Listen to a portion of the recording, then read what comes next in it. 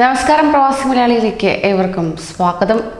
അബുദാബിയിൽ മലയാളി കോവിഡ് ബാധിച്ച് മരിച്ചു. കാസർഗോഡ് മേൽപ്പറമ്പ് സ്വദേശി സിലോൺ മുഹമ്മദിന്റെ മകൻ നസീറാണ് മരിച്ചത്. 56 വയസ്സാണ് പ്രായം. അബുദാബി മഫ്രഖ് ആശുപത്രിയിൽ ചികിത്സയിൽ കഴിയുകയായിരുന്നു ഇദ്ദേഹം. പ്രമുഖ ഐസ്ക്രീം കമ്പനിയിലെ സ്റ്റോർ മാനേജർ ആയിരുന്നു.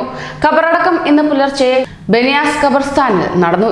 ഇന്നലെ 2 മലയാളികൾ അബുദാബിയിൽ മരിച്ചിരുന്നു. പത്തനംതിട്ട കൈപ്പൂർ സ്വദേശി കുന്നത്തേക്ക് വീട്ടിൽ എബ്രഹാം ജോർജ്, കൊല്ലം പുനലൂർ ഐക്കരക്കോണം സ്വദേശി തണൽ വീട്ടിൽ എബ്രഹാം മുഹമ്മദ്, സായു റാവുത്തർ എന്നിവരാണ് ഇന്നലെ മരിച്ചത്. ഇതോടുകൂടി ഗൾഫ് രാഷ്ട്രങ്ങളിൽ കൊറോണ മൂലം മരിച്ച മലയാളികളുടെ എണ്ണം 50ആയി ഉയർന്നു. കേരളം ലോകത്തിനു മുന്നിൽ മാതൃകയാകുമ്പോൾ കേരളത്തിന്റെ തന്നെ നട്ടലായ പ്രവാസികളുടെ മരണം ഏറെ വേദനാജനകമാവുകയാണ്. ഇത്തരം സാഹചര്യത്തിൽ പ്രവാസികളുടെ നാട്ടിലേക്കുള്ള മടക്കം ഏറെ ആശങ്കയും മുന്നോട്ട് വയ്ക്കുന്നുണ്ട്. എങ്കിലും കേരളം അതിനായി തന്നെ പൂർണ്ണ സജ്ജമായി കഴിഞ്ഞു. വിദേശത്തു നിന്നുള്ള പ്രവാസികളുടെ മടക്കം നാളെ മുതലെന്നാണ് ലഭ്യമാകുന്ന വിവരം. രാജ്യത്തെ 13 നഗരങ്ങളിലേക്കാണ് ആദ്യഘട്ടത്തിൽ പ്രവാസികളെ തിരികെ എത്തിക്കുന്നത്. ഗൾഫിലെ 6 രാജ്യങ്ങളിലേക്ക് ആദ്യ ആഴ്ച സർവീസുകളും ഏർപ്പെടുത്തിയിട്ടുണ്ട്.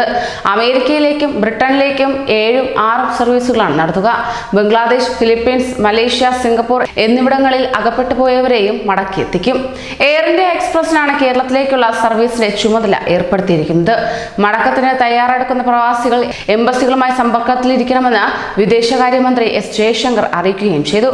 കോവിഡ് കണക്കുകൾ ഇന്നു മുതൽ രാവിലെ മാത്രമേ പുറത്തുവിടൂ എന്ന് ആരോഗ്യ മന്ത്രാലയം അറിയിച്ചു കഴിഞ്ഞു.